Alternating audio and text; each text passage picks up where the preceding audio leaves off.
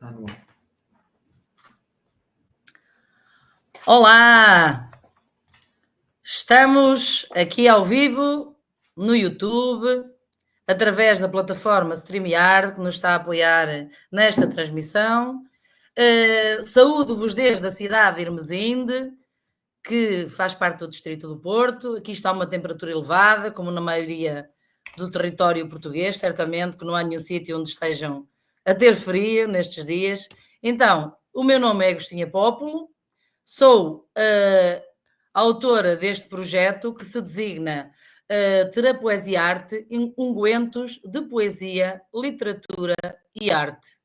Então, com este projeto, eu pretendo, acima de tudo, dar protagonismo aos participantes que espontaneamente se voluntariam para fazer lives neste canal de YouTube, e o intuito, acima de tudo, deste projeto é fazer com que a poesia, a literatura e a arte tenham um poder terapêutico na mente humana, de forma a que possa ajudar a expulsar um bocadinho os fantasmas que vivem na nossa mente, no corrupio do dia a dia que nós vivemos na sociedade atual, que não é fácil. Nós temos uma vida muito agitada, acumula-se muito stress, acumulam-se muitos problemas na nossa cabeça, a mente humana por vezes começa a estrabuchar, e então é uma forma, é um escape, a literatura, a poesia, a arte. Eu considero que seja um escape para nós libertarmos toda esta poeira, todos estas maleitas que vão na nossa mente através da poesia, da literatura e da arte. Digam vocês, de vossa justiça, se eu estou correta. Não preparei nada do que estou a dizer, eu gosto muito de falar de improviso, porque se preparar alguma coisa que não seja de improviso, acabo por me atropelar toda nas palavras, e assim sai mais espontâneo e é muito mais genuíno. Então, tenho a minha primeira participante que está aqui à espera para ser apresentada, e antes de vos entregar em palco a nossa participante, Maria Teresa Portal Oliveira, vou ler a biografia da nossa participante antes de lhe entregar o palco por inteiro, porque, como devem convir, eu não consigo memorizar assim uma biografia tão longa e tão densa como é a da nossa primeira participante, a quem agradeço a coragem e também a intrepidez para conseguir estar aqui comigo nesta primeira live. E também é a minha primeira vez numa live ao vivo. Eu estou só a fazer a introdução e, de seguida, a Maria Teresa Portal Oliveira é que vai dinamizar a sua live. Então, a Maria Teresa é licenciada em Filologia Germânica pela Universidade do Porto. Exerceu a docência ao longo de 44 anos, sendo 40 deles dedicados ao ensino da disciplina de português, sobretudo no terceiro ciclo. Lecionou no Liceu de Guimarães e, durante grande parte da sua carreira, na EB23 das Caldas das Taipas, onde também desempenhou funções como subdiretora durante 25 anos. Ao longo do seu percurso profissional, dinamizou projetos de relevo, como o Jornal Escolar, que recebeu 2 prémios nacionais.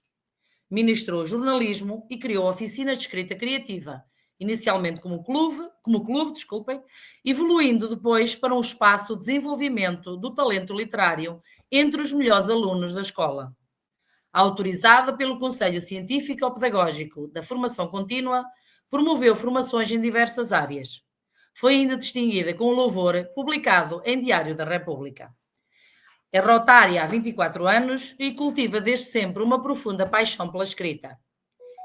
É cronista há mais de 3 décadas no jornal Reflexo das Taipas e, após a aposentação, iniciou uma produção literária prolífica com obras publicadas em vários géneros.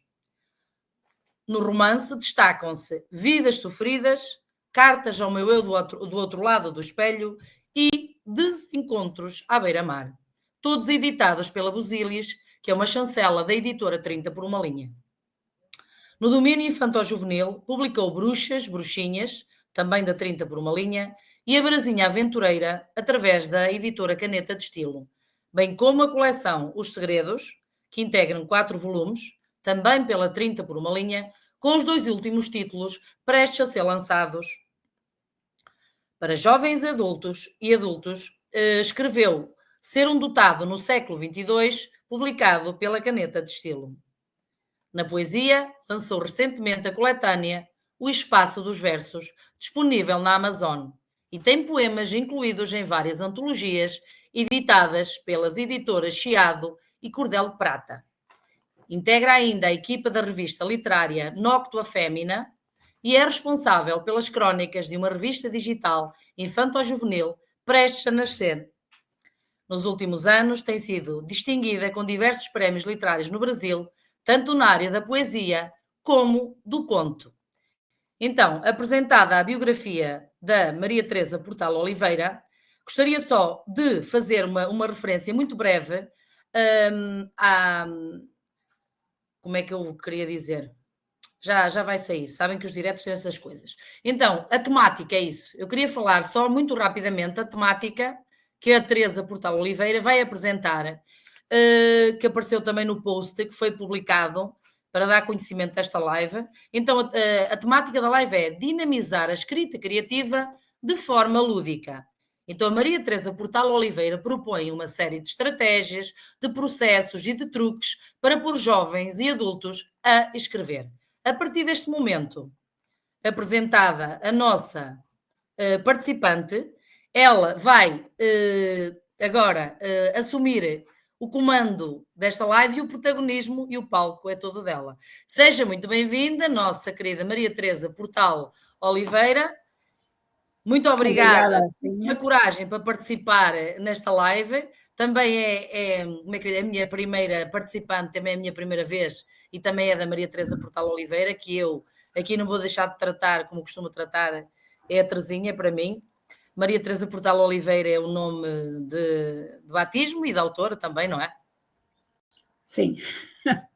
E então é assim, eu vou-te dar o palco todo, Terezinha. Eu vou-me retirar e sempre que precises solicitar a minha presença e para eu projetar os materiais que queiras que eu projete, só dás indicação. Eu estou fora do ecrã em termos de imagem, mas estou a ouvir e vou estando atenta. Olha, temos aqui a Núria Farelo, temos a Maria Gaio, a Mena Galvão, a quem damos as boas tardes e agradecemos a presença aqui a assistir a esta live.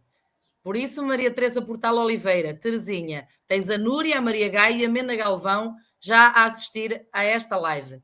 Então, vou-te passar a palavra. Precisando de alguma coisa da minha parte, é só solicitares. Eu estou deste lado, atenta, ouço e vejo, só desapareço do ecrã. Está bem? Muito bem-vinda e boa sorte também para esta tua primeira vez, mas vai correr lindamente, porque eu creio que és uma pessoa dotada de conhecimentos e de experiência suficiente para conseguir dominar isto como uma pró. Então, até já, muito bem-vinda e muito boa sorte. Obrigada. Com licença. Eu agradeço à Agostinha o ter feito o convite. A verdade é que é impossível online e com tantas obras fazer uma oficina de escrita criativa. Eu posso dizer como é que comecei, ou como é que me meti nestas andanças da escrita criativa. Porque realmente a Agostinha que fez uma apresentação exaustiva, e eu agradeço desde já. A verdade é que nas minhas andanças pela direção, houve uma altura em que a subdiretora podia não dar aulas. E eu ia dando em doida, porque eu, antes de mais, era professora. E, portanto, eu pedi ao diretor se me deixava fazer não um clube de jornalismo, porque isso já tinha existido quando lancei o Jornal da Escola, em 85, 86, mas se me deixava ter uma oficina de escrita criativa, também oficina de jornalismo e de escrita criativa, porque eu, aturar pais, professores e funcionários, não era para mim. Eu precisava ter jovens. E comecei com miúdos que tinham dificuldades e depois, nos anos seguintes, já eram os professores que traziam grupos de bons alunos para ver se funcionava como clube de desenvolvimento. Ou seja, todos, principalmente aqueles que são professores, sabem que na turma há miúdos com muitas dificuldades, há outros que são, digamos, a mediania, e depois há alunos excepcionais. E esses alunos excepcionais, porque nós temos de lecionar pela mediania, os alunos excepcionais perdem-se. E não havia ninguém que puxasse por eles. Então vieram pedir para que a oficina se transformasse numa oficina de desenvolvimento. E acabou por ser isso mesmo. Eles eram belíssimos alunos e fazíamos coisas absolutamente levadas da beca, não é? Porque ele lançava as ideias, eles pegavam nas ideias, faziam e trabalhava-se a sério. A Agostinha falou que o jornal escolar foi lançado, o jornal escolar durou 30 anos e acabou quando eu acabei. Portanto, eu também infelizmente saí antes da hora, por motivos de saúde, e nesse ano acabou o jornal escolar. Eu, por acaso, eu tenho os encadernados, mas eu tenho aqui um jornal, o Pequeno Jornalista, que por acaso tem, nem de propósito, a Elizabeth Matos, que é a grande soprano daqui das Taipas, como figura de primeira página, porque fez o favor de ir à escola para ser entrevistada pelos miúdos. Ora bem, como é que eu no jornalismo, eu comprei todos os livros que havia de jornalismo, desde o Manual de Jornalismo do Ricardo Cardet a tudo quanto havia de jornalismo. E fiz um mini curso de jornalismo. E os miúdos aprenderam a fazer crónicas, entrevistas, artigos de opinião, editoriais, tudo que era jornalismo. E depois íamos visitar um jornal no fim do ano. Isto quando era clube de jornalismo. Porque na altura o Ministério achava que os miúdos tinham que se podia ter atividades extracurriculares. E o clube de jornalismo tinha 15 horas para isso. Chegámos a ser 4 professores a lecionar jornalismo. E chegámos a ter 120 alunos. E na altura o jornalismo até tinha um cartãozinho, enfim, tinha carimbo, tinha uma série de coisas. O nosso jornal era especial porque tinha muita página de anúncios e, portanto, o jornal escolar pagava-se a ele e ainda pagava a muitos livros que eu ofereci, enquanto clube de jornalismo, que se ofereceram à escola, na altura escola básica das Taipas, escola preparatória, ainda voltou a ser preparatória, depois passou a básica 2-3, enfim. Eu, para a escrita criativa, a minha grande mentora foi precisamente a Maria Alberta Menezes. A Maria Alberta Menezes, este livro que se chama Imaginação. É um livro lindíssimo, e o Poeta Nasce aos 10 anos é outro, e tenho aqui mais alguns. Eu adoro o Rubem Alves. Tenho aqui o Rubem Alves, que diz gaiolas ou asas. Portanto, ele diz aqui atrás, Alberto Queiro queria que voltássemos a ver o mundo como as crianças que estão vendo pela primeira vez. Se for o poema essencial, tem uma criança, se ao nascer reparasse que nascer de veras, sinto-me nascido a cada momento para a eterna novidade do mundo. Creio no mundo como mal me quer, porque o vejo, mas não penso nele, porque pensar não é compreender o mundo. O mundo não se faz para pensar nele, pensar é estar doente dos olhos, mas para olharmos de acordo. Portanto, Asas ou Gaiolas é um livro interessantíssimo. E depois tinha, também dele, Histórias Maravilhosas de Quem Gosta de Ensinar, e um que já só arranjei em fotocópias, que é Propostas de Escrita Criativa. Portanto, e depois um livro que eu usei muito, porque ainda no outro dia tive um quiprocó com alguém que comentou, porque eu disse que os contos têm todos a mesma estrutura e nós podemos perfeitamente fazer por cima de uma determinada estrutura de um conto, fazer outro semelhante. Isso é criar, é estar a criar. Eu, por exemplo, tenho, baseado nos 3 porquinhos, eu fiz os 3 ratinhos. E os 3 ratinhos, logicamente, que moram numa lixeira, têm de ter tudo, depois, tudo relacionado com a vivência de um rato. Mas também esses 3 têm, tanto, como é que é dizer, os ratos têm a mesma atitude dos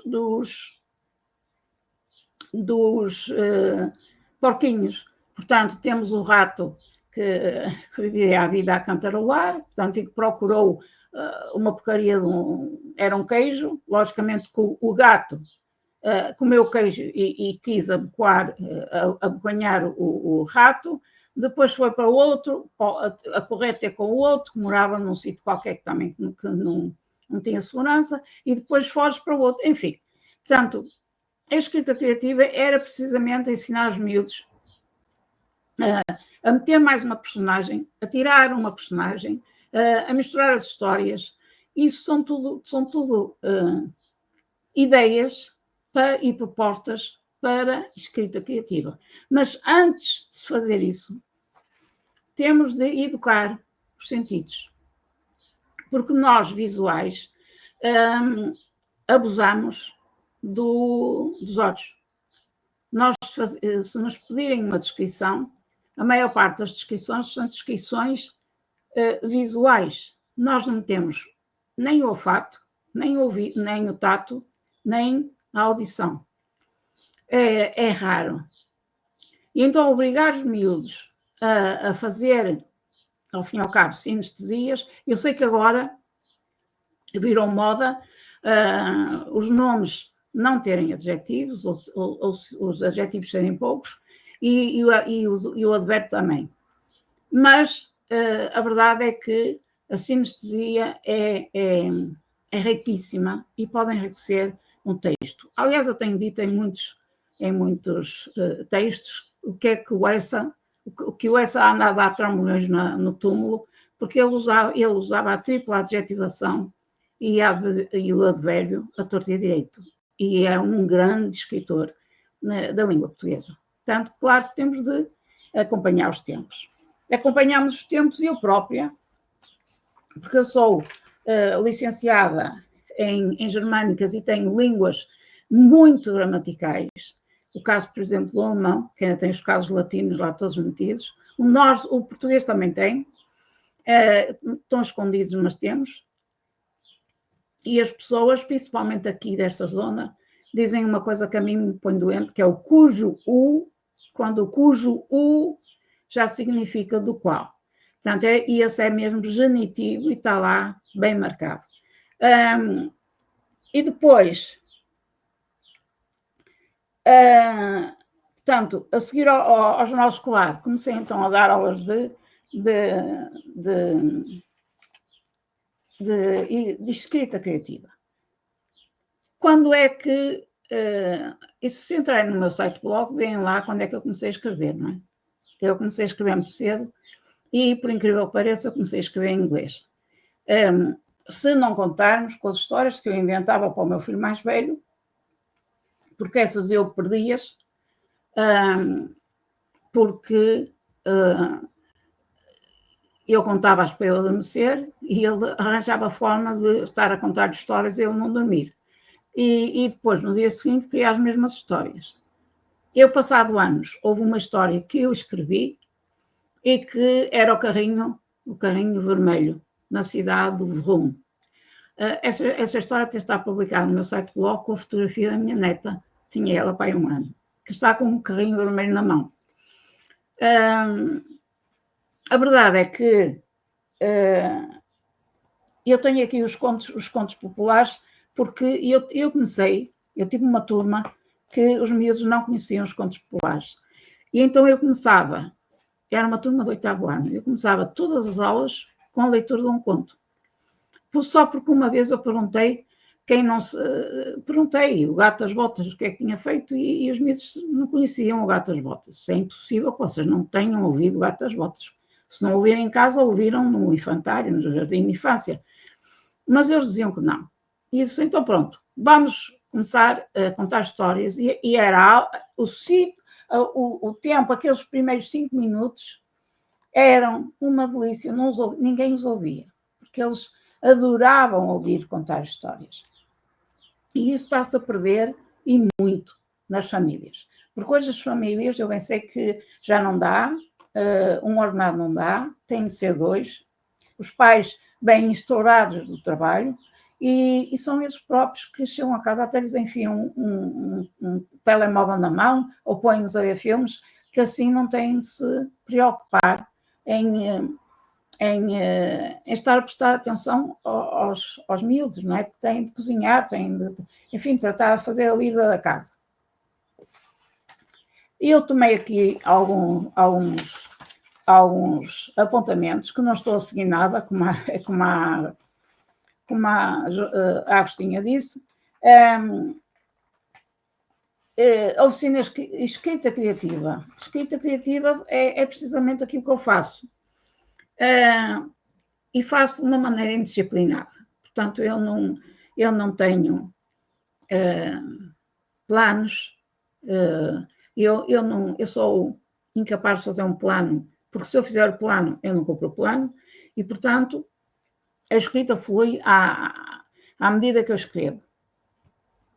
Os segredos, por exemplo... mas vamos começar pelos mais velhos, foi isso que combinamos, salvo erro. Portanto, eu tive a meu cargo na escola, antes de haver o programa de Educação para a Saúde, a saúde escolar. E nós ouvimos casos absolutamente escabrosos. E eu decidi fazer, com os 2 primeiros romances que eu escrevi, uma espécie de uma catarse. Portanto, eu explanei naqueles 2 livros casos romanceados, lógico, mas baseados em casos verídicos. Se a Agostinha fizer o favor de passar o primeiro trailer, assim sempre é mais divertido, que vocês não ficam só a ver a minha cara, e vem o trailer do Vidas Sofridas. Há qualquer problema, eu continuo a falar.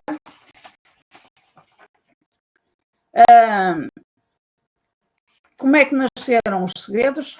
Os segredos nasceram de um acaso.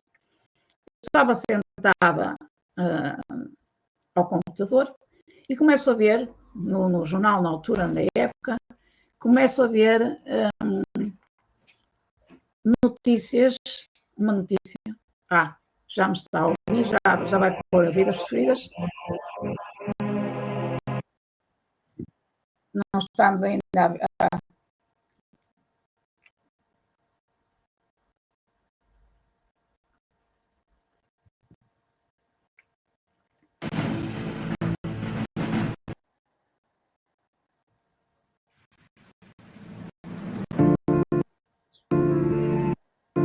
Esse é o Cartas, mas podes deixar o Cartas, não faz mal. Este é o segundo. Isso não é meu. Isso não é meu, Agostinho. Estes diretos têm estes imprevistos. Adoro.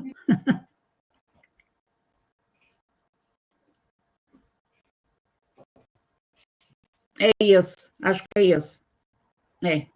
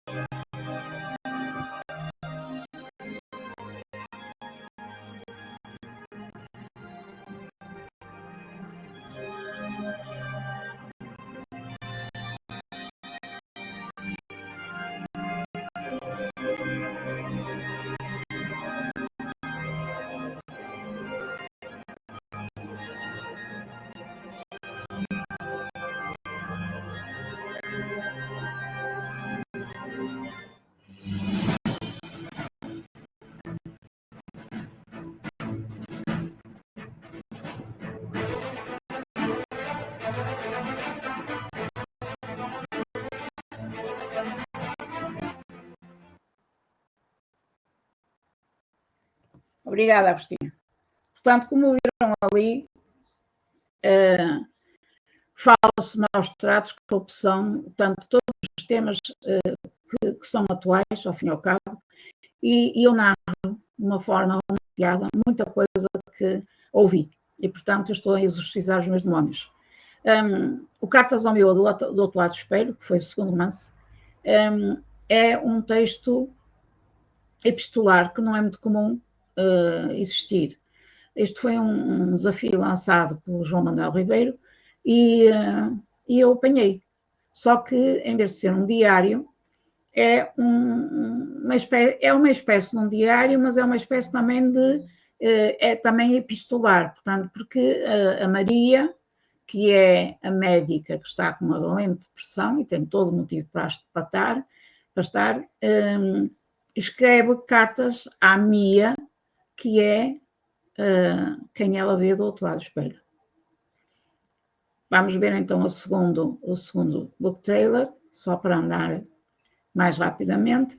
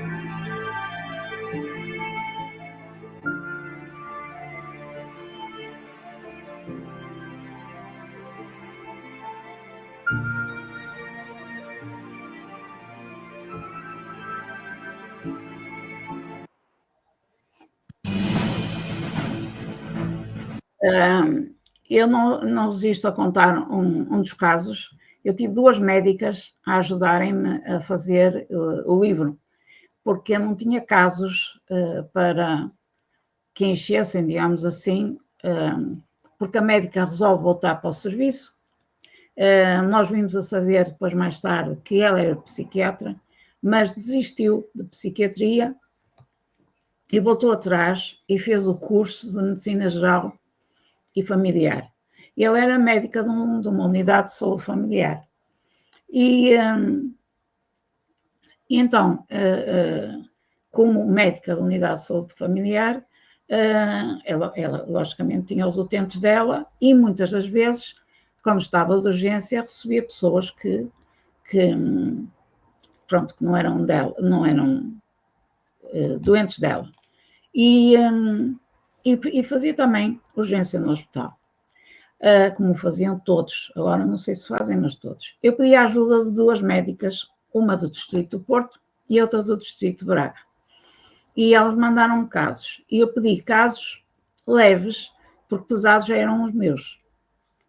E não resisto a contar um caso que é extremamente divertido, e principalmente da forma que eu o coloquei no romance, que é, há uma senhora que se apresenta à médica e disse: "Ó doutora, eu engoli a escova dos dentes." E a médica ficou a olhar para ela muito admirada e disse: "Engoliu a escova de dentes." Ela engoliu. O gato entrou pela janela, era rachão. O gato entrou pela janela, eu assustei-me de tal maneira que eu só posso ter engolido a escova dos dentes. Já corri tudo, claro que se referia à cabecinha só. Eu já corri tudo. Já vi no lavatório, já vi na sanita, já vi em todo lado da casa de banho, já fui ao jardim ver se tinha saltado para lá, já fui a todo lado e não está em lado nenhum. Portanto, eu só posso ter engolido a escova dos dentes. Quando ela já estava para pegar não era ela, era ele, eu pus um médico, a pegar num papel e mandar a senhora para a psiquiatria, começou a pensar, e disse: "Isso foi verdade." E então resolveu mandar para a medicina geral o médico para as urgências para verem a senhora.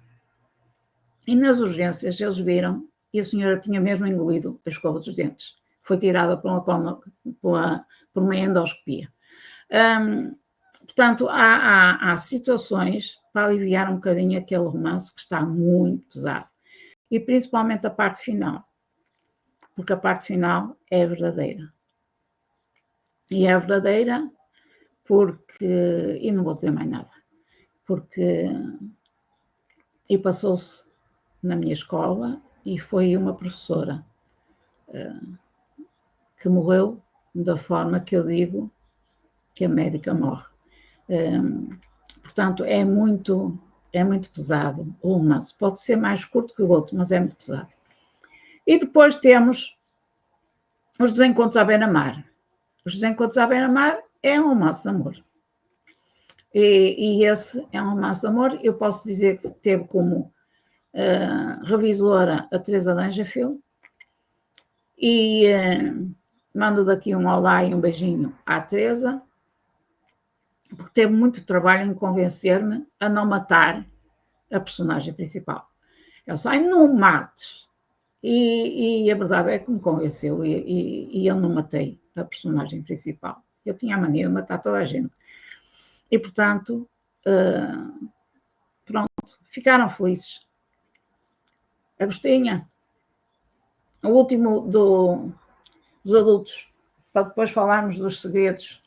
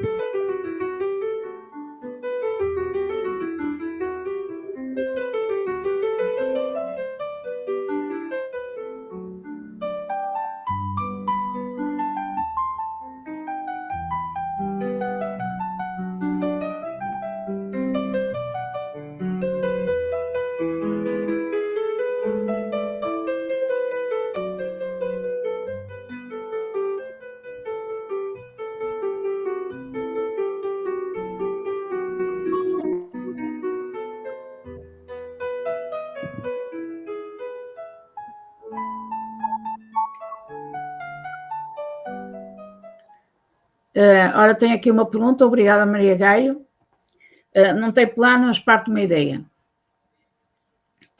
Por acaso, quando comecei a fazer Ouvidas Sofridas, eu andei num colégio franciscanas.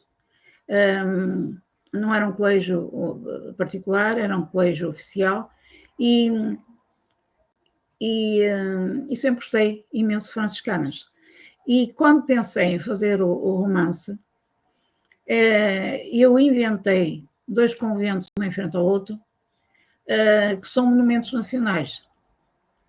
E era uma das coisas que eu ia dizer, é que os meus romances e os meus textos, mesmo os infantos-juvenis e os infantis, têm muita investigação. Eu estudei história, principalmente os estilos românico, gótico e manuelino, porque os 2 conventos têm uma diferença de 100 anos e há um que já tem um claustro com influências góticas, mas o outro não, é todo românico. E depois os monumentos foram muito bem adaptados, porque naquela zona não havia escolas públicas, então o Estado investiu nos monumentos e transformou-os em escolas públicas, portanto, dando conforto àqueles conventos. E estão em frente um do outro, porque um convento é das raparigas e o outro convento é dos rapazes. Das raparigas têm ainda o pré-escolar, lá enfiado. Ora bem, eu quando estava a fazer esta descrição, tive a ideia de... e é engraçado, que eu já disse uma vez isso, as minhas ideias vêm muito de noite. E eu durmo sempre com um caderno debaixo da travesseira. Porque uma pessoa pensa numa coisa e depois diz assim, amanhã eu lembro-me. Não lembro nada. Se nós não nos levantarmos e escrevermos, no dia seguinte, já foi. E, portanto, eu sento-me e escrevo. Então a ideia era, e se eu pusesse o frade, que é o frade Inácio, como portanto, gestor, digamos assim, do convento dos rapazes. Havia depois uma irmã superiora do convento das raparigas, e depois há um cardeal. E o cardeal conheceu o padre Inácio no comboio, quando ambos ainda não tinham, ou por outra, sim, quando ambos ainda não tinham descoberto a igreja. Porque eles têm os dois uma vida escabrosa, tanto o padre como o cardeal. Só que depois mudaram completamente. E o padre Inácio é de uma como é que eu ia dizer, é de uma delicadeza, de uma sensibilidade absolutamente fora do normal, precisamente porque ele foi alcoólico, era mulheres, vinho e bebidas, ele desceu as escadas todas até ao fundo, ele foi mesmo até ao fundo, e quem o socorreu foi um frade, que o levou para os Olivais. E nos Olivais teve o Santo António, como toda a gente sabe, nosso, ou de Pádua, aliás, acho que é dos dois lados, porque nasceu cá e morreu lá, e tive a ideia de fazer os franciscanos. Eu não sabia no que me ia meter, porque eu tive de estudar os franciscanos a sério, porque eu não fazia a mínima ideia que para ser franciscano se tinha que passar aqueles passos todos. Os diocesanos era mais fácil porque o meu cunhado é padre e, portanto, eu acompanhei o processo dos diocesanos e pronto, esses vão para as igrejas e vão para os seminários das dioceses. E, por exemplo, quando fiz as cartas, foi um desafio do João. Não há nada que escreva, não temos tanto cartas ou diários para adultos, e eu lembrei-me comecei a escrever e todos os dias a Maria escrevia cartas à Mia. E a Mia era o nome que ela se dava quando era miúda, que ela me dizia Maria. E, portanto, ela que estava com uma depressão, escrevia cartas à Mia quando olhava para a frente no espelho. E ia vendo o andamento das coisas. Quando foi a ideia para os desencontros, essa é uma história de amor. Uma coisa, ela é de Viana, ele é luso-britânico, esqueci de mencionar isso, é que esse romance é escrito em português e inglês. Eu não traduzo as frases inglesas, porque neste momento a grande maioria da população portuguesa já teve inglês até ao 5º ano, pelo menos, até ao 9º. E, portanto, tem a obrigação de saber traduzir aquelas frases tão assim simples. A Núria pergunta qual foi o primeiro livro que publiquei. Eu publiquei, o primeiro livro foi As Bruxas Bruxinhas. Eu mandei 5 histórias de bruxas para o João Manuel Ribeiro e disse, que tal publicar, mandei a carta de apresentação, que tal publicar-me estas bruxas bruxinhas, mas não quero com imagens, porque eu queria que as crianças puxassem pela imaginação. E a verdade é que tive muito boas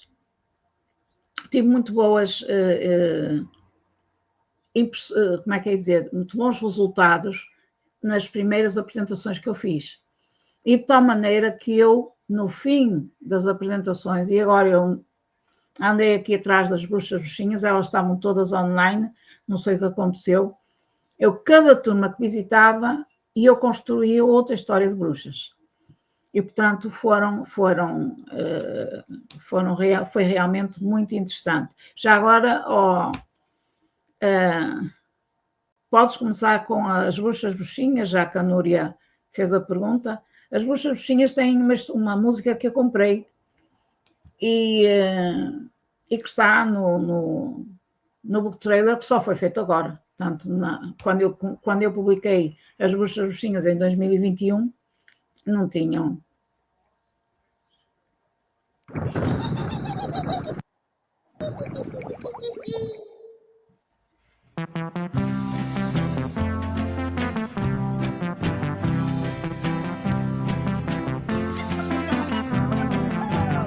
Bruxinha aqui, bruxinha ali, 5 bruxinhas que eu conheci.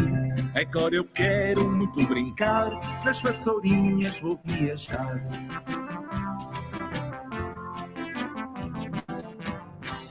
A bruxa desempregada caiu na estrada atordoada. Só mais tarde ela surgiu, quando no livro a Rosinha a viu.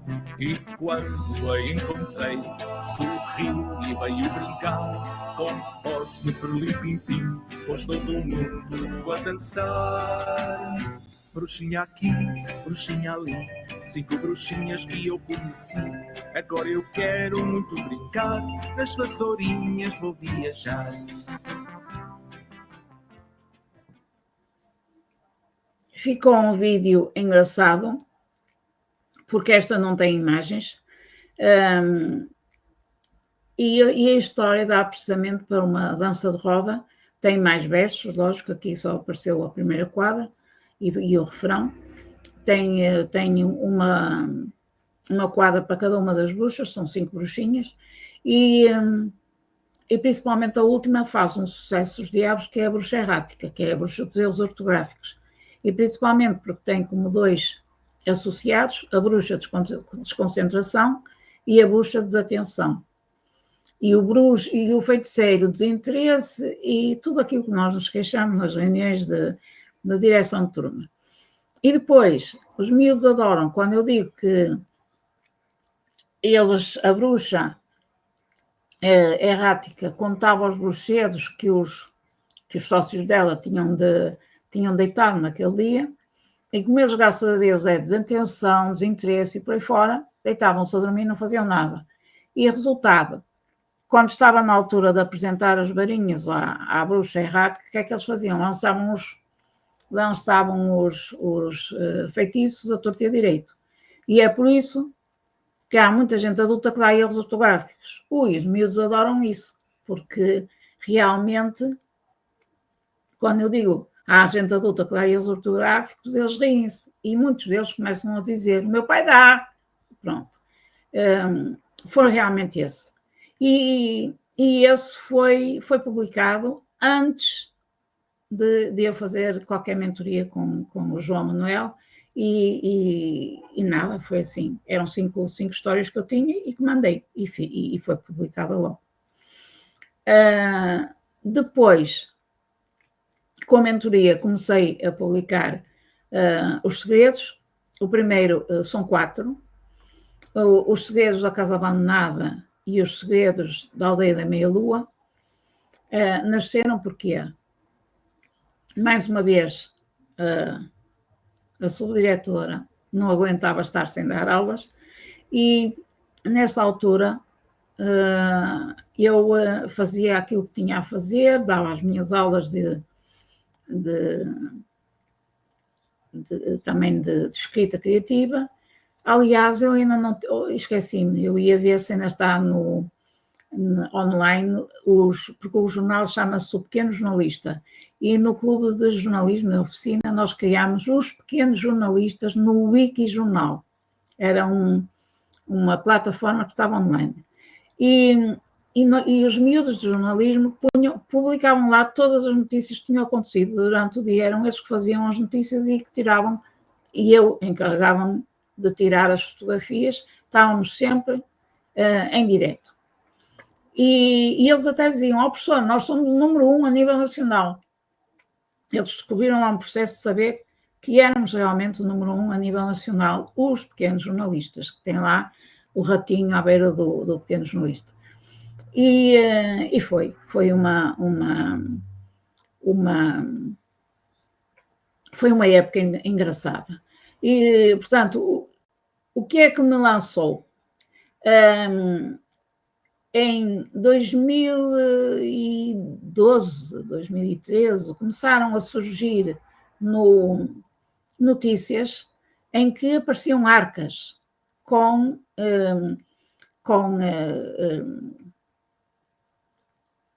coisas dos judeus, portanto, arcas enterradas que tinham joias, pratas, obras de arte, e estavam, como é que é dizer, tinha a lista a quem pertenciam aquelas obras de arte, o nome dos judeus a quem tinham sido roubados. E isso por toda a Europa. Começou a havia minas que estavam fechadas e que depois de abrirem as minas deram com arcas lá dentro também. Ora, claro que nos segredos da casa abandonada vai lá aparecer uma arca, que também tem, portanto, coisas de judeus. E tem mais coisas, não é? Aliás, os meus grandes mentores, eu esqueci-me de dizer isto, mas os meus grandes mentores são precisamente a Sofia de Melo Brenner, que é portuense como eu, e que fazia praia, por incrível que pareça, na Granja. E eu fazia praia em Miramar. Portanto, Miramar, Aguda, Granja e Espinho. Na Menina do Mar, a casa dela fica nas dunas. A Casa Branca dela fica nas dunas. A minha Casa Branca fica na Falésia.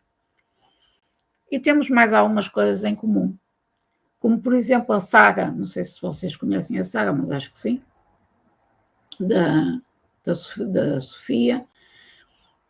A saga tem o Hawley, quando regressa, constrói uma casa com uma grande torre que é para ver o mar e tem uma alameda cheia de japoneiras.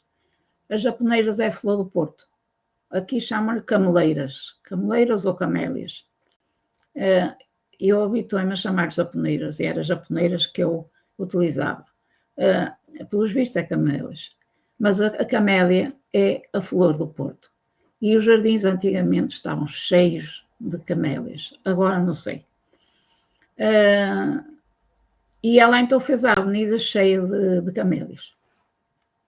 Há uma descrição do túmulo dessa personagem, que é um navio naufragado. Portanto, e esse navio naufragado, eu vim a saber que era da família da Sofia de Melo Brenner Andresen. Eu tentei ir ao cemitério dos protestantes, onde está o navio naufragado, porque o navio naufragado é do tio, é precisamente o tio da Sofia de Melo Brenner que lá está enterrado, e não sei se estará agora a família. E como é que eu soube? Porque o filho, o Miguel Sousa Tavares, nas crónicas, eu digo-te adeus, David Crockett, acho que é assim, ou pelo menos tem assim um nome parecido, tem lá uma crónica em que ele fala do tio enterrado precisamente numa campa que tem um navio naufragado por cima. Ou seja, o filho fez-me chegar à mãe. E respondendo agora, porque eu perco-me, outro dos meus mentores, não sei se aqui alguém terá idade para ter apreciado o Vitorino Nemésio, mas a verdade é que eu, com 10 anos, eu ficava grudada naquele quadradinho pequenino da televisão a preto e branco a ouvir o Vitorino Nemésio. Porque o homem encantava-me, porque ele começava em Ardos e acabava em Bugalhos. Ou seja, eu nunca sabia o que tinha dito para trás. E depois ele dizia, se bem me lembro, é um gancho. Muitas das vezes ele dizia, se bem me lembro, porque já não se lembrava de nada. Ele começava e ia andando, até que se perdia. E outro mentor diferente, porque eu adoro, é precisamente o Miguel Torga. Adoro Miguel Torga. E adoro a paisagem transmontana. Para mim é a paisagem transmontana, principalmente do Douro Vinheteiro, que o meu pai é de São João da Pesqueira, ou o mar. As duas. Eu, se fosse muito rica, eu tinha uma casa na praia e uma casa no cimo do monte, com um heliporto para poder andar de helicóptero. Mas como uma pessoa sonhar não custa, a verdade é que sempre adorei Miguel Torga. Aliás, eu li a obra dele toda e adoro. E a Sofia também. E principalmente uma curiosidade que eu gostava, também me esqueci, era para ir ver e não fui. Eu uma vez quis ser preguiçosa e precisava de um resumo para dar aos meus alunos sobre o Cavaleiro de Dinamarca. E entrei na Wikipédia e fiquei horrorizada, porque o resumo que lá estava mal feito. E digo assim, e agora o que é que vais fazer? E eu entrei na Wikipédia, identifiquei-me e tirei o que lá estava e pus um resumo feito por mim. Não sei se ainda lá está o que eu fiz. A verdade é que o que eu fiz está bem feito. O outro não. Faltavam partes essenciais do Cavaleiro de Dinamarca. Aliás, o Cavaleiro de Dinamarca tem várias leituras. Há quem o dê na quarta classe e os miúdos, logicamente, que não entendem metade das coisas. Entendem, sim senhor, que o Cavaleiro foi daqui até lá, mas no 8º ano nós damos, aquilo tem muita coisa para dar. Desde o percurso que ele faz até a arte, geografia, sei lá, aquilo dava para tudo, não é? História. E eu que orientei a área escola, que foi uma das coisas que a grande maioria de vocês também não deve saber o que é, havia a área escola, depois foi a área de projeto. Eu toda a vida trabalhei com projetos. Os meus alunos faziam projetos. E no fim do ano fazíamos sempre um espetáculo que apresentávamos aos pais. E num espetáculo, só da minha turma, que me desculpem os outros, que eu tive mais turmas no 9º ano, mas uma turma excepcional, que tem agora todos 35, 36 anos. Eu sempre que... porque o jornal era o meu jornal, não era o jornal da escola, era o meu jornal. E eu não me ralava, porque naquela turma eu lançava uma ideia qualquer e eu já sabia que tinha 17 redações para pôr, 17 textos para pôr no jornal. Portanto, só 9 é que eram assim mais fraquitos, o resto. E depois foi com essa turma que eu tive o ano mais feliz e ao mesmo tempo o mais infeliz da minha vida, que foi o Conselho Pedagógico autorizou-me no 8º ano a não ter manual. E então, quando os pais iam à livraria comprar os manuais, a livraria perguntava, que turma é? 8º A. Então, só é 8º A, não tem manual. Depois os pais, na reunião de pais, eu disse, tenho só de dar 2 euros, porque eu vou fazer isto hoje, os direitos de autor, mas como não eram obras completas, eram só contos, eu fiz uma coletânea de contos e depois fiz trabalho de projeto com aqueles miúdos. E lamentei imenso, porque eu sou extremamente diretiva e gosto muito de mandar. E aqueles miúdos sozinhos, eu passei um período de braços cruzados a perguntar aos meninos, precisam de ajuda? Não, setora, muito obrigada. Porque eles eram autónomos. E, portanto, e porquê? Porque eu pus, os grupos eram heterogéneos, tinham um de 9, um de 5, um de 4, um de 3, um de 2, ou seja, os grupos eram heterogéneos. No período seguinte, resolvi fazer grupos homogéneos, ou seja, os bons com os bons, os maus com os maus. E aí é que eu cheguei ao grupo dos maus e só disse, eu agora quero ver quem vai puxar a carroça, porque vocês agora não se podem. Agora, das duas, uma, ou recorrem à professora ou recorrem aos vossos colegas, mas têm de apresentar aquilo que os coube na rifa. E apresentaram, e fizeram. Tenho muitas saudades dessa turma. Aliás, essa turma foi precisamente os 25 anos de carreira. Eu não esqueço que uma miúda saiu da turma, disse-me se podia ir à casa de banho, até fiquei admirada, tinham entrado há 5 minutos, e eu disse que sim.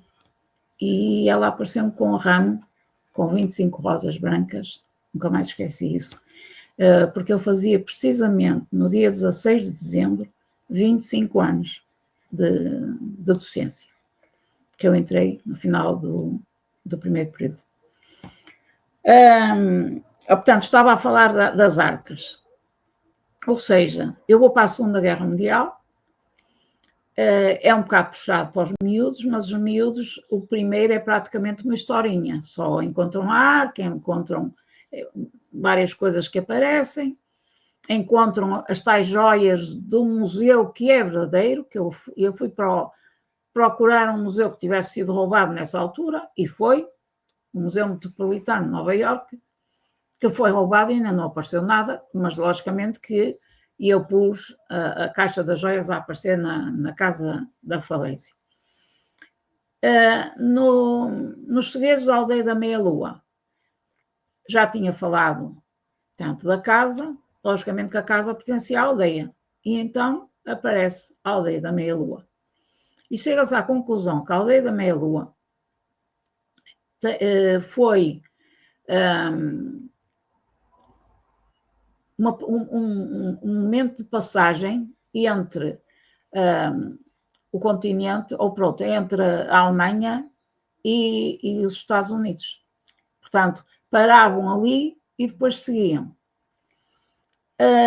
Mas muitos ficaram. E depois havia também muito cigano. E havia miúdos que tinham etnia cigana e depois tinham também ao mesmo tempo o problema de terem ascendência de alguns alemães que podiam ter-se infiltrado. E é precisamente nesse segundo livro que eles têm o untuoso.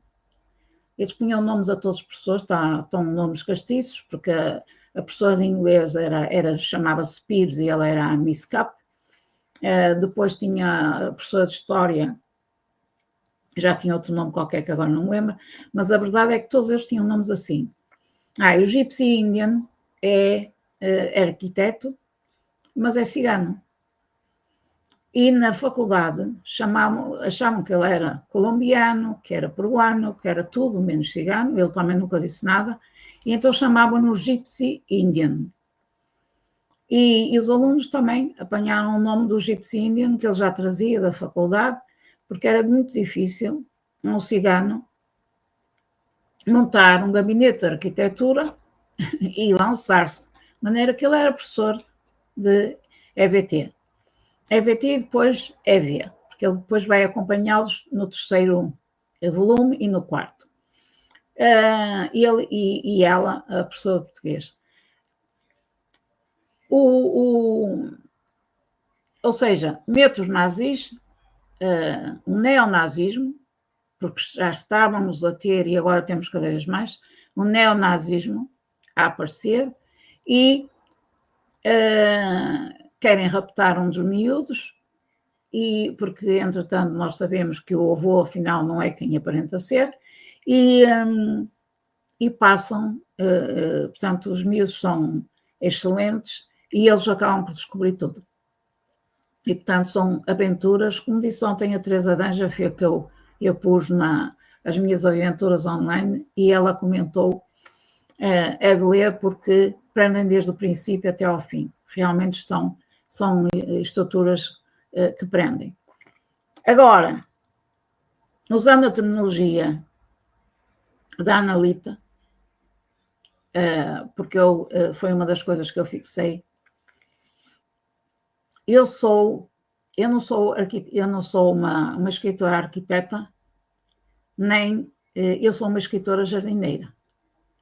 Ou seja, não tenho planificações, eu tenho ideias. E muitas das vezes construo personagens e ponho de lado.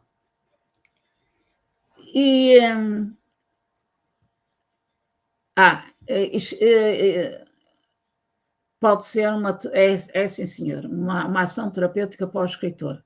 Porque nós, quando pomos cá fora aquilo que durante anos nos tivemos dentro, eu costumo dizer que aqueles 2 romances, o primeiro e o segundo, foi precisamente uma ação terapêutica. Eu pus cá fora aquilo que me estava a entupir, porque foram anos duros, aqueles, e há coisas muito mais escabrosas que aquelas que eu contei.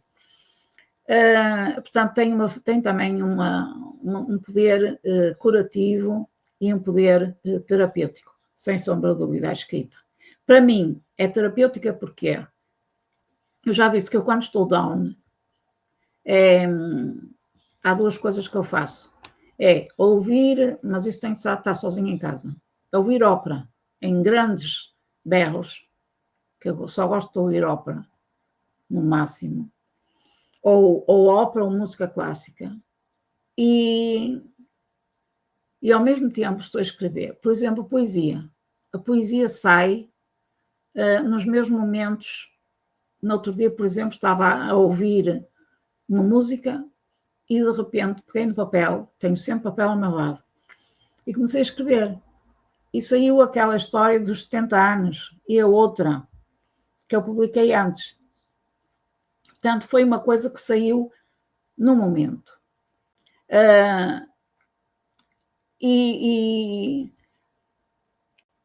Vamos amenizar um bocadinho as coisas.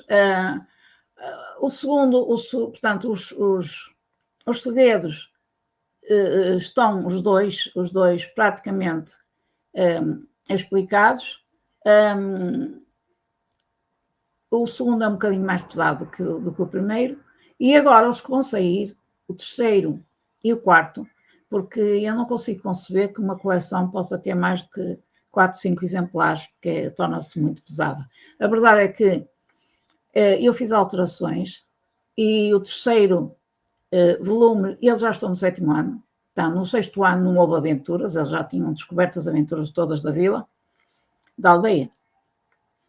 E é Aventuras na Neve e já descobriram que se passa na Guarda. Pronto. A quarta, não sabem o título, mas já eles estão no 9º ano. Já estão no 9º ano e aí vai ser, eles vão ter de decidir qual o curso, para onde vão, a área para onde vão. Se bem que eles já têm umas áreas bem definidas. O Tóino, por exemplo, que é um ruivo com sardas, adora a pesca, eu queria ir para pescador, mas tenho uns pais que não querem. Mas eu isso posso levantar um bocadinho o pano, ele acaba por ir para a Marinha Mercante. Portanto, ele vai mesmo para a Marinha. Já o Zé tem uns poderes esquisitos. E o Zé vai para, logicamente, como ele quer ser, é o Sherlock Holmes, ele acaba a ir para a Polícia Judiciária. O Gabriel e o Luís são excelentes alunos. O Gabriel era a Guidinha, que era a professora primária deles, chamava-lhe o meu poeta, e escreve poesia lindíssima e pinta, e então o professor de Educação Visual toma a seu cargo que ele tenha lições de pintura.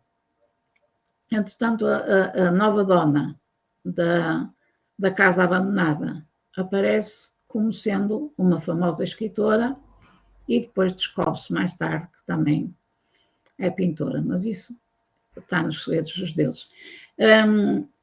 Falta falar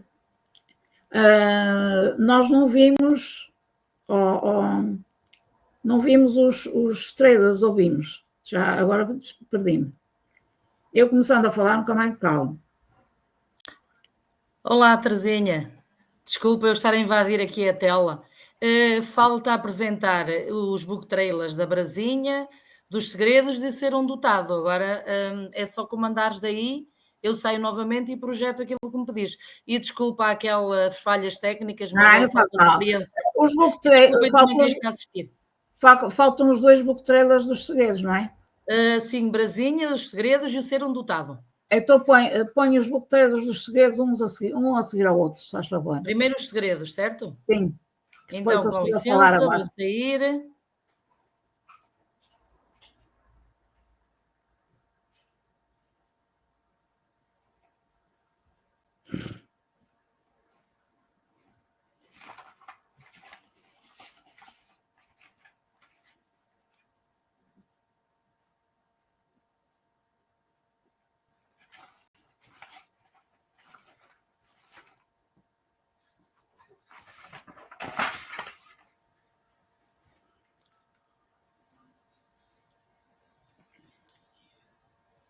Enquanto não vêm os book trailers, eu tenho aqui uma coisa para vos falar. Já vem.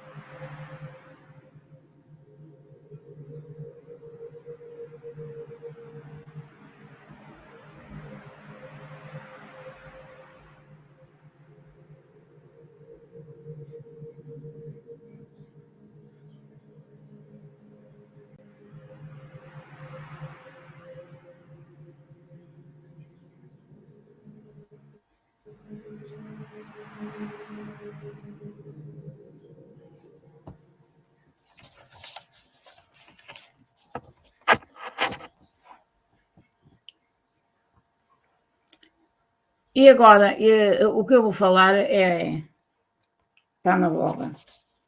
Hoje, por curiosidade, eu pus no ChatGPT os segredos da casa abandonada de Maria Teresa Portal Oliveira. E o que é que o ChatGPT disse? É uma narrativa envolvente que explora mistérios e emoções através da história de uma antiga residência desocupada.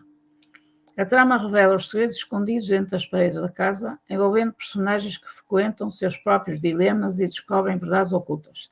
Com uma mistura de suspense, nostalgia e reflexão, a obra convida o leitor a mergulhar em um universo de segredos, histórias passadas e emoções intensas, revelando que às vezes o maior mistério está nas próprias memórias e no que deixamos para trás. Portanto, isto é uma crítica, uma resenha que praticamente não diz nada. E se vocês tentarem fazer o mesmo com qualquer outra obra, vê-se que é uma máquina que está por trás a fazer as coisas. Portanto,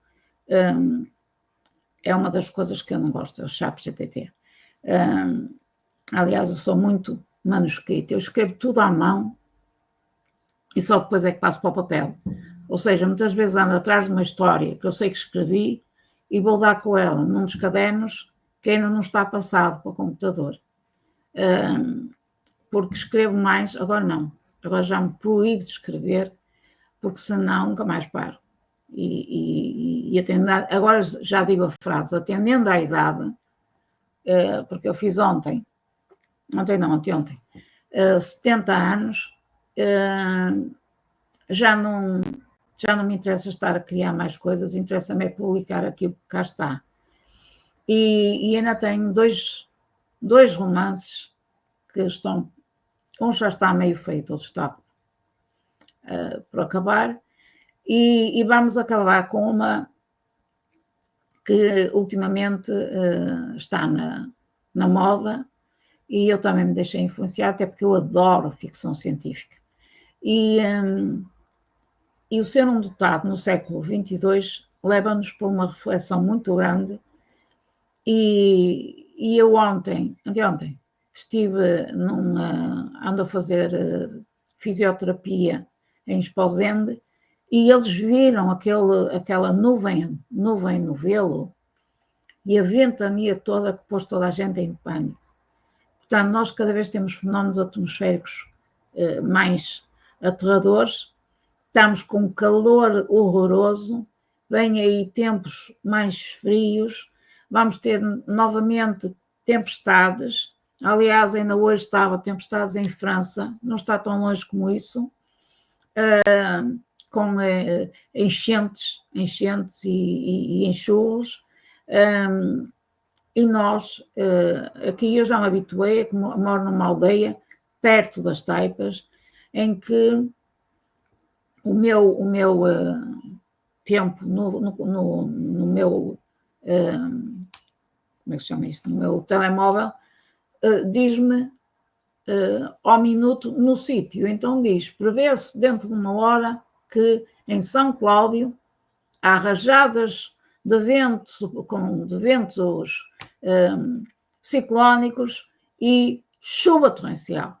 E eu olho lá para fora, não está chuva, nem está sol, mas também não está nada especial. E eles acertam. Passado meia hora eu fico horrorizada, porque eu agora não tenho pinhais, mas tenho eucaliptos. E os eucaliptos, a fúria era tal que eles vergavam até ao chão. Aquilo foi um lapso de sei lá, 10 minutos e vergavam até ao chão. Eu moro a 3,5 km das Taipas, onde lecionava. E a verdade é que eu chego a ter diferenças de 8 graus de temperatura entre a minha casa e as Taipas. Portanto, estamos realmente mal. Acabamos bem com a ficção científica, que é precisamente o ser um dotado no século XXII. O ser um dotado é um rapazinho que aqui é a influência do Harry Potter, eu adoro o Harry Potter, assim da mesma maneira que adoro a Agatha Christie e o Conan Doyle. E, portanto, todos esses, eu podia ficar aqui a noite inteira, que eu mostrava-vos a lista dos meus livros favoritos. Mas a Agatha Christie eu já li para aí 3 vezes os livros todos, que eu tenho a coleção inteira. E quando saiu o Harry Potter, eu adorei a coleção do Harry Potter. E eu e o meu filho líamos à vez, porque eu tenho uma grande velocidade de leitura e ele lê ao pormenor. E eu, passado uns tempos, sei a história, mas uma história de maneira geral. Ele não, ele sabe os pormenorzinhos todos. E também pronto, a Terra está destruída e então eles vão vivem, algumas colónias vivem debaixo da terra. Há uma máquina que permite visitar a Terra do século XX, pondo uns óculos. E depois nós vemos que realmente acontecem coisas ao rapaz que é dotado, porque ele enganou, estava farto de estar lá, de ser tratado diferente dos outros, porque os outros são normais, e então resolveu enganar a máquina. E foi terrível, porque a máquina, os fulanos não aceitavam que a máquina pudesse ter-se enganado. E puseram-no fora. E ele tinha que ter muito cuidado, porque ele tinha uma capacidade de ler as pessoas e não podia dar sinal, porque senão podia ser detectado. E acaba por ser ele a salvar os colegas dele todos, e não só. Depois leiam, porque vale a pena, divertem-se e podem ter a certeza que eu adoro finais inesperados. E todos os meus romances, assim como todos os meus contos, sejam infantis, sejam infantos-juvenis, têm sempre um final inesperado. Vamos então ao guião não, ao book trailer do Ser um Dotado. Do quê? Olá, Terezinha. Olha, peço desculpa por estar a interromper, mas esse book trailer não foi enviado. Eu só tenho agora o da Brasinha Aventureira. Não chegaste a mandar o do Dotado? Pronto. Então, olha, santa paciência. É que eu fui ver as pastas enviadas e por lapso não enviaste. Posso passar o da Brasinha? Sim. É o infantil? É o infantil. É que eu vi nas pastas, conferi 2 ou 3 vezes, mas não veio mesmo. Deve ter sido um lapso ou anexares. Eu depois, quem quiser, entra no meu perfil e estão lá todos enfiados. Eu já divulguei que tens site blog, Facebook, TikTok, Instagram, LinkedIn, canal de YouTube, essas coisas todas. Então, com licença, vou então exibir agora o book trailer da Brasinha Aventureira. Se entretanto, enquanto eu projeto aqui, quiseres dizer umas palavrinhas sobre esse livro? A Brasinha é infantil. Este foi o primeiro livro que custou-me imenso descer, até conseguir fazer a Brasinha, porque é para a minha neta. A minha neta tem 3 anos e eu cismei que tinha de fazer livros para a neta, para ela começar a ler, quando começasse a ler. E a Brasinha surgiu precisamente disso. E surgiu também da abertura dos Jogos Olímpicos, que eu vi os Jogos Olímpicos e de repente lembrei-me, e se eu pusesse uma Brasinha? E a partir daí, a Maria Gaio, veio a ideia. A brasa, o facto do facho ter andado mão em mão, a Dona Rosa Mota também fez lá um percurso de 100 metros, lá quantos foram, a verdade é que lembrei-me de fazer uma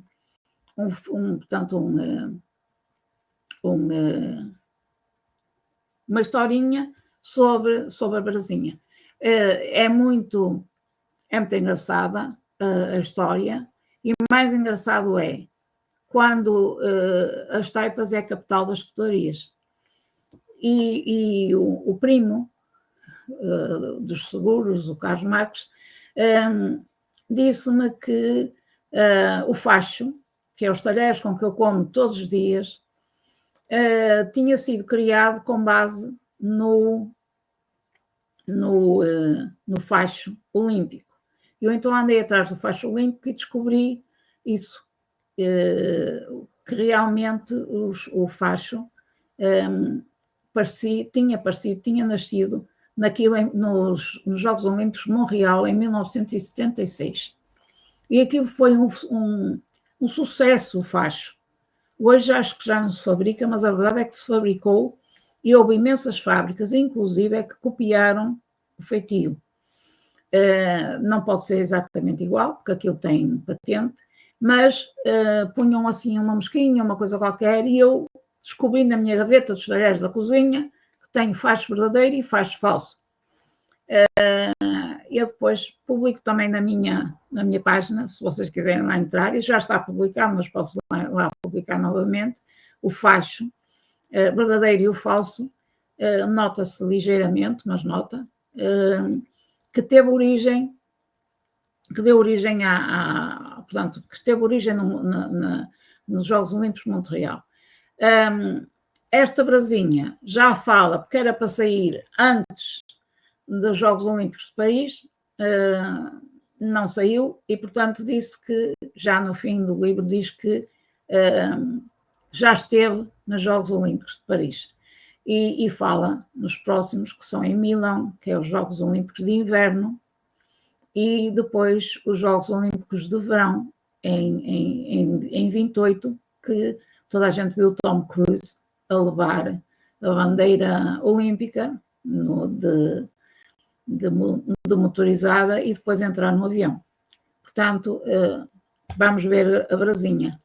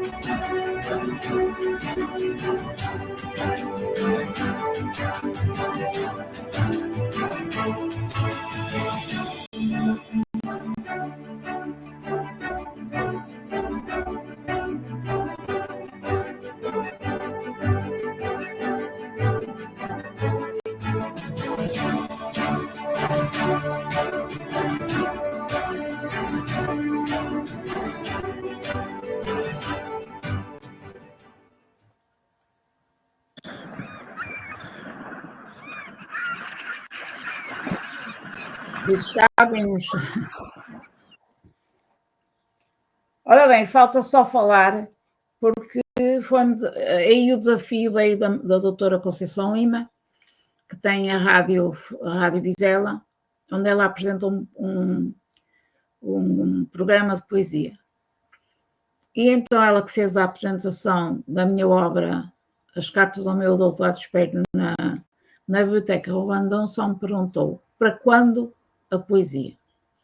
Porque eu mandei-lhe peguei numa série de poesias e agrafei-as e enviei-lhes. E ela, para quando a coletânea? Eu achei aquilo um desafio mas realmente eu estou habituada a publicar nas Sead Books e é sempre, agora ultimamente não, mas é sempre uma poesia.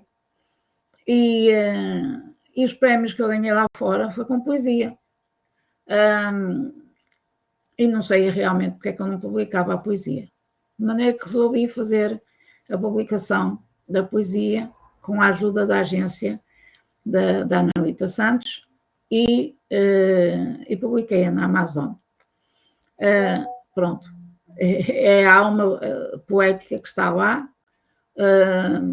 É engraçado porque o que eu tenho a correr por aí são praticamente antologias poéticas, quase não tenho textos assim de traqueios, principalmente que há uma confusão muito grande atualmente quando pedem contos de 50 páginas. Isso para mim é uma novela, não é um conto. Um conto, o máximo que tem é 10 páginas, mas pedem contos de 50 páginas. E pronto, podemos ver o book trailer do soneto, do Espaço dos Versos, ou também não mandei. Se não mandei, se alguém quiser fazer alguma pergunta, eu agradecia. Eu já vos ocupei muito tempo, já é quase 1h30. Olá, Terezinha, desculpa, é assim, também não enviaste, mas eu tenho aqui, se conseguires, enquanto Tá falas um bocadinho com, pronto, com quem está a assistir à live, e se quiseres fazer, pronto, assim uma resenha de tudo o que estiveste a falar até agora, dizer umas palavras finais, entretanto eu consigo descarregar o book trailer dos versos e pô-lo aqui em ação no ecrã, está bem? Está bem. Então fala um bocadinho, entretanto, eu vou pedir licença para sair novamente e vou tentar acionar aqui o trailer. Até já.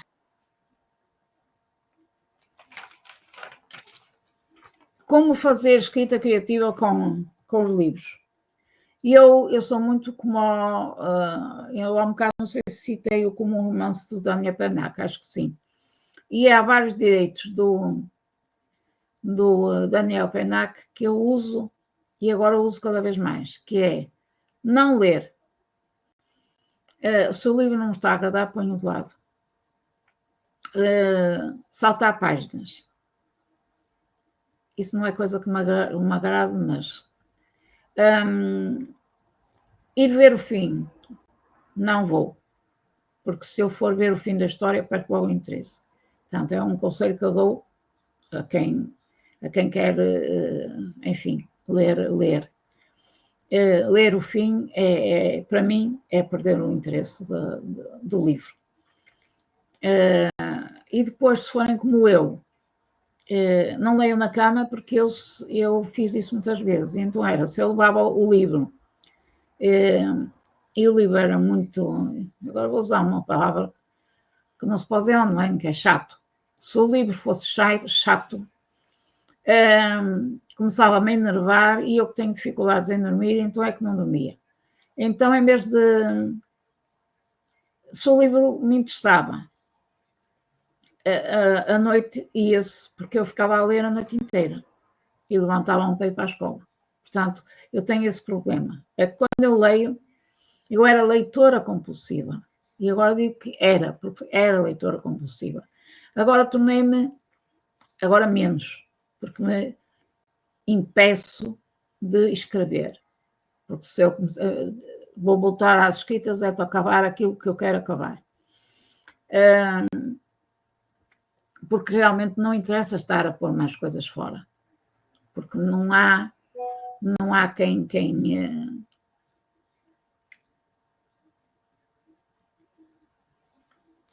não consegui ler a totalidade, não sei que Cardoso, apareceu, mas não consegui ler a totalidade do comentário.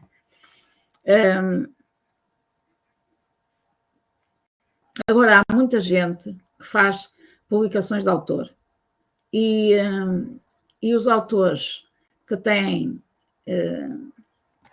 editores por trás estão-se a ver aflitos para conseguir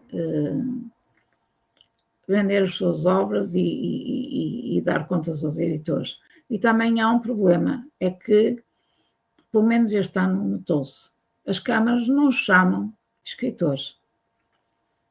Não sei porque este ano foi um ano extremamente negativo nesse campo. Eu vi em vários sítios que não chamavam escritores. Eu pensei que agora está em voga, é a saúde do planeta, é a ecologia, é chamarem professores universitários a falar com criancinhas, não sei muito bem até que ponto é que isso resulta, mas quem sou eu para dizer que não. E a escrita e a leitura estão um bocado postos de fora. Aliás, eu aproveitava para... Ainda hoje eu li, e acho que foi ontem que postei. Porque eu agora posto muita coisa que eu levo do Instagram para o meu Facebook, porque está mal a Alemanha, está mal no Brasil, está mal em Portugal. A educação está pelas ruas da amargura. E quando nós continuamos a teimar em pôr computadores na sala de aula, já a Suécia e a Finlândia decidiram que iam acabar com isso e voltar para como é que se diz, para os manuais. E ainda bem que eu ontem vi uma notícia e fiquei contentíssima que os telemóveis vão ser proibidos, pelo menos até ao 6º ano, nas salas de aula. Devia ser até ao 12º ano. Os alunos não precisam de telemóvel para nada, deviam ser proibidos de levar o telemóvel para a escola. E mesmo os computadores deviam ser usados, mas apenas quando eles fossem necessitados. Ainda no outro dia um colega me dizia que mandam fazer um trabalho e que os alunos entregam o trabalho em ChatGPT sem sequer terem lido o que lá está escrito. Eu disse logo, comigo isso não acontecia. E ele só disse, fazes lá muita falta. E eu disse, faço? E ele, fazes. Tu e a tua escrita? Eu digo assim, é para o que dá, não é? Porque realmente eu não precisava fazer testes para nada, eu punha os meus alunos a escrever e sabia logo. Eu dava os testes forçada, porque não é meia hora em que o aluno está ali a responder que eu sei se ele sabe ou não sabe. Durante as aulas eu faço perguntas de gramática, eu sei perfeitamente se o aluno sabe ou não sabe. Eu não precisava dos testes para nada. Aliás, eu até apostava às vezes, a última turma que eu tive chamava a turma dos 50, que eu já sabia que ia para lá, e quando viesse corrigir o teste, eles andavam entre os 50 e os 55, não sei onde ali. E, portanto, vamos andar para a frente, Agostinha, com o último.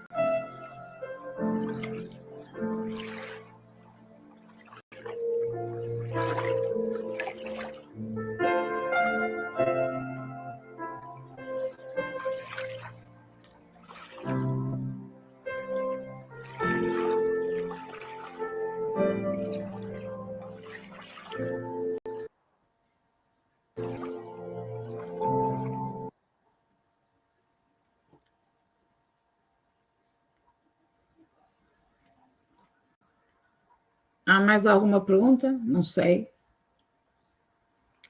Já estamos a 1h35. Já me aguentaram muito tempo. Posso estar aqui a par contigo, Terezinha? Pode, sim, senhora. Olha, muitos parabéns por estes momentos de conhecimento, de puro relaxamento também, que até rima com conhecimento, mas foi uma rima inusitada. Aprendemos sempre muito a ouvir-te. Agradeço-te muito o facto de teres disponibilizado este tempo da tua vida, que podias dedicar a outras questões que achasses pertinentes na tua vida, e dedicaste-o para estar aqui pela primeira vez, em estreia neste nosso espaço aqui no canal de YouTube do Poesia e Arte, ungüentos de poesia, literatura e arte, dedicado a estas temáticas. Acima de tudo, temos de ter uma visão terapêutica da poesia, da literatura e da arte, que tem o poder curativo nos tempos que correm. Esta é a temporada 1, inauguraste esta temporada 1 comigo, com esta primeira live. Agradeço-te a coragem, agradeço-te a dedicação, este tempo, os conhecimentos que nos transmitiste, agradeço tudo. E também a quem esteve do outro lado, a ver-nos e a ouvir-nos. Eu estou aqui em Hermesinde, a Maria Teresa Portal Oliveira está a 3,5 km de Caldas das Taipas, certo? É. Guimarães. Estamos muito gratas, ambas, por vocês terem estado desse lado. Eu, como autora deste projeto, agradeço imenso novamente à Maria Teresa Portal Oliveira, para mim, Teresinha. Eu só espero que tenha feito, agora por falar nos ungüentos, como o meu site é a Alquimia das Palavras e o logo é o como é que se chama? O almofariz. O almofariz, exato. Eu espero ter amassado bem as plantas e para fazer um bom as substâncias, para fazer um bom ungüento. Para os males da alma, acima de tudo, porque isto é para os males da alma, as nossas maleitas que vivem a minar-nos a alma. Eu pensei, este projeto foi pensado precisamente para tratarmos da alma, porque temos os médicos da medicina tradicional, digamos, da medicina convencional, melhor dizendo, para nos tratar os males do corpo e da mente, para tratar os males da alma. Acho que também temos outros ungüentos, como este que temos aqui, que nos fazem muito bem e não tem efeitos colaterais, penso eu, porque se tomamos medicamentos, tem sempre efeitos colaterais. E a poesia, a literatura e as artes, penso que não tem qualquer efeito nefasto para o nosso organismo e para a nossa mente, para a nossa alma. Concordas comigo, Teresinha? Concordo, sim, senhora. Aliás, quem vê as minhas histórias, essa história toda, eu tenho sempre a música clássica está sempre presente, porque tem o poder de me mandar para outros mundos. Sim, a música é uma forma de arte muito subtil, tem um efeito magnífico na nossa mente. Ouvir música que nós gostamos, o efeito é maravilhoso. Resta-nos despedir, não é, Teresinha? Por hoje. A nossa jornada há de continuar, estejam atentos, na nossa página de Facebook, Poetas Marginais e Urbano-Depressivos, foi a partir daí que começou a ser lançado este projeto. É da minha autoria, mas foi a partir... eu sou co-administradora, juntamente com o Daniel Chaves, da página de Facebook Poetas Marginais e Urbano-Depressivos, à qual podem e devem aderir, porque há lá muitos poetas, artistas, etc. Uma infinidade de artes que estão ali todas assim numa grande amálgama. Podem e devem aderir, são todos muito bem-vindos. Estejam atentos que os posts serão publicados lá, já está publicada a próxima emissão, que será a Paula Campos, a seguir à Maria Teresa Portal Oliveira será a Paula Campos, no dia 11. Eu irei depois também estar aqui numa live com a Paula Campos, e hão de seguir-se outros. Tenho 12 lives marcadas para o mês de julho e inícios de setembro. Estejam atentos, temos muitas novidades. Vamos ter aqui, não são convidados, são participantes que tomam a iniciativa de livre vontade de se inscreverem, e vamos falar sobre, obviamente, poesia, literatura, arte, na sua vertente terapêutica também. E então, vamos nos despedir. Eu vou pedir à Teresinha que não saia, vamos ficar ambas nos bastidores a conversar mais um bocadinho. Aos que estão do outro lado, ver-nos e ouvir-nos, muito obrigada. Desde Hermesinde e de Caldas das Taipas, uma boa noite para todos. Independentemente do quadrante onde estejam a nível mundial, mas em Portugal continental são 21 horas e 40 minutos neste momento. Agradecemos a todas a vossa presença, a vossa paciência. Maria Teresa Portal Oliveira também, muito obrigada por ter estado aqui connosco. e até breve. Espero por vós numa próxima emissão deste projeto, do qual esperamos obter muitos frutos sumarentos. Uma boa noite, e se estiverem a ver de dia ou de tarde, boa tarde e bom dia para todos, e obrigado por terem estado. Bom dia e boa noite. Até sempre, fiquem bem.